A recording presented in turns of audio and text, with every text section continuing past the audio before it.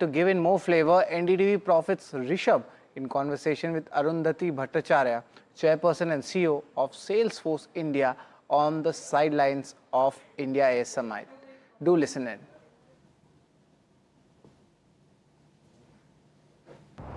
Right, hello and welcome to this very special conversation that we're having on the sidelines of the India AI Impact Summit. I'm joined here by Chairperson and CEO of Salesforce India, Arundhati Bhattacharya. Thank you so much, ma'am, for taking time out. We're at, the fourth day of the summit. Lots of chatter about AI adoption, diffusion, a lot of chatter about how India is now staking its claim at the global stage of AI. My first question to you is, talk to us about the sort of evolution that India is going through. Firstly, India was a consumer of AI. Now India wants to become a creator of AI. We're seeing participation across all layers of AI. Talk to us about where India's focus should lie as we now embark on this journey. So I believe that, being a consumer is also very important because it brings a lot of benefit to our people. We have seen even earlier that given the populous nation, the nature of our country, it's very difficult to bring services of the level that is required to our population unless we use technology. We saw this during the financial inclusion program, the PM Jan Dhan Yojana. We saw it again in the spread of UPI, which has made payments so much easier for us. So, for a population level of our size, technology is what enables us to improve the standards of living of our people. So to be a consumer is important, but to be a creator is also important. And if you consider the digital awareness or the skill levels of our people, that is very deep. We have a very deep pool of expertise in the country at the individual level. And because we have that, there is really no reason why we should not be creators of AI as well. Having said that, it's also a fact that AI adoption across industry has not been as much as we would have liked. Whether it be industry, whether it be government, while the government, I think, actually has been doing better, given the India stack and the other things that the government has been doing, whether it be ONDC, whether it be the GEM portals, the government has actually been a little ahead, I would say, of industry. But industry as such, I think, still has a lot of catching up to do.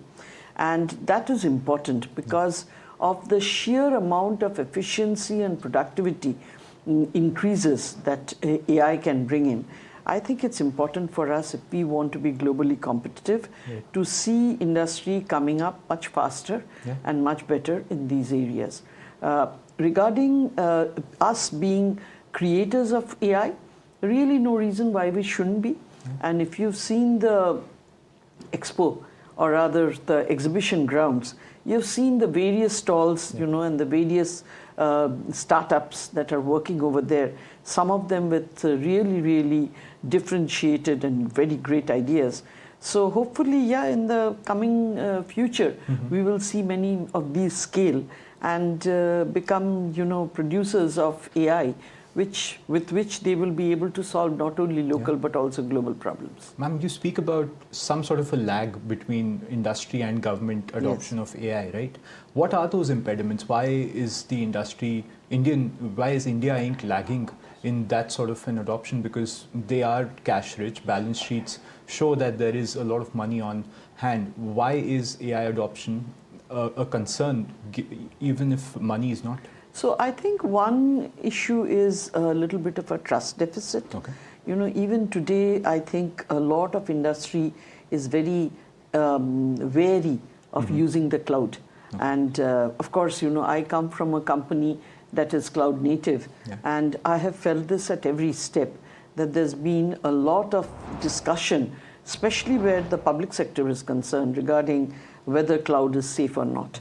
In spite of the fact that if you go to the Western world, you'll find that, most of the agencies over there, even agencies that are in the defense sector and things like that, even they are using the cloud. Absolutely. So, there is nothing to say that the on-prem systems are safer than the cloud systems. You cannot say either way, because, either can be subject to certain cyber risks. Okay. That is part of the way things are. But having said that, Indian industry does have its own reasons for not being very trusting about all of this. So that is one area. The second thing is, Indian industry is still trying to determine whether they can get the kind of ROI if they actually put in a lot of money into AI. And to that, my response always has been that find one or two use cases that give you the maximum value and go all in for it. You are in like, Srini, our chief of engineering, he says that you are in this purgatory of pilots, pilot purgatory, where out of which you never get out. And that's not where you want to be. Yeah. At the end of the day, you can't dip your toe into a swimming pool and expect to learn to swim. Sure. You have to get in and swim, actually. So use one or two use cases which can give you maximum value and go all in. So you have to scale fast, fail fast if required, and then try again till you get success. And I think that's the playbook that people need to follow. Yeah. Companies that are doing this, by the way, it's not as though nobody is doing it. Companies that are doing this are seeing quite a bit of value. But we need to understand that when we are doing this, we have to do it in a holistic manner. It's not only a question of just putting in AI. It's a questioning first. For instance, yesterday, I was in a conversation with Nandan Nilekani, and he was talking about the fact that our data, though companies have a lot of data, much of it is dark. Which is true. You have to first illuminate your data. You have to ensure that your data is giving you the right kind of leverage, the right kind of intelligence. The second thing is that you have to look at your processes, and many a process will need to be changed in order to give you the best kind of results. Okay, so if you're not looking at your data and organizing it properly, if you're not looking at your process and ensuring that those processes are conducive to what you are going to do, make the changes in respect of AI, then you will not really be able to realize the full value. But when you go down the full value chain, when you look at the entire proposition in entirety, and then you use AI on top of that, you definitely will see very good results. You will see a lot of changes in your efficiencies and productivities. You will see more and more opportunities open up. You will see both top line and bottom line changes. Right. So trust deficit and an ROI, those are the two sort of issues that India needs to tackle right now. Very interesting take there. You're also echoing what Google DeepMind's Demis Hassabis said yesterday. He said that India should just double down on what they're good at, which is perhaps agriculture, which is a major employee generation, and also Bollywood. Why not indulge more in the creative industry in AI? So very interesting points there, ma'am. You also spoke about AI safety, right? What are the sort of human-centric guardrails that you feel that should be built into India AI's mission, right? Let's not talk about the global perspective.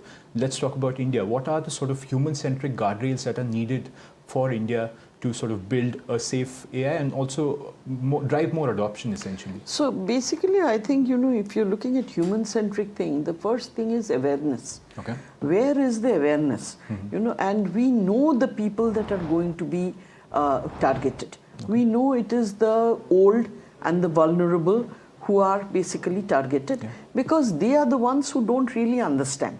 They are the ones that don't have the education of understanding what they should be careful about, what they should start thinking or being suspicious about, and who they should really trust. Okay, so it's important for us to improve awareness. And by the way, there is enough funds with the regulators for awareness improvement, which can be used by industry, by the regulators to improve the awareness of our people as to what they should guard against. If this awareness improvement exercise is done on a regular basis, in respect of all medium, whether it be print, whether it be TV, whether it be digital medium, then I think, that would have a very beneficial effect. At this point of time, most people get taken in because they are very trusting. They don't really believe that something like this can actually happen. And things are happening. If you look at the deep fakes that are coming out today, if you look at the way people are getting, digital arrests and things like that. People just do not understand that such things can never happen. But we don't speak about them enough. And in fact, I would say that you are a representative of media. It is also media's, responsibility to bring this to light in as many forums and as many episodes as possible, so as to raise the awareness amongst people that they need to be more careful, they need to be less trusting, they need to share less about themselves, because people share everything on social media. It's like an open book. You are telling where you're going, you are saying when you are going, everything is out there, giving the chance for these people to take advantage of it. So it is important for us to begin to realize what we need to do ourselves in order to protect ourselves.